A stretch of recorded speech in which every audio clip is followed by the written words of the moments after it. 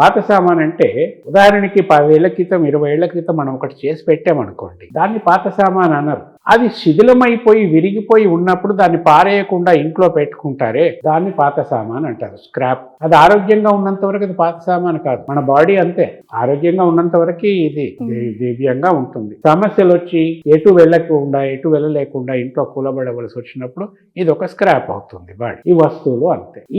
వీటి యొక్క పాత సామాన్ల యొక్క నెగటివ్ వైబ్రేషన్స్, పై నుండి చీకట్లో నుంచి వచ్చేటటువంటి నెగటివ్ వైబ్రేషన్స్ వీడు మంచం మీద పడుకున్న దాదాపు 7-8 గంటలు వీడి చుట్టూ ఉంటాయి. వీడు ఏదైనా పని మీద పోయినప్పుడు ఎక్కడ సక్సెస్ అవుతాడు? వీడి ముఖం చూడంగానే ఒక విధమైన నెగటివ్ వచ్చేస్తుంది పని చేసి పెట్టే వాళ్ళకి. సరే అంటారు, కానీ ఎక్కడ పని ముందుకు సాగదు.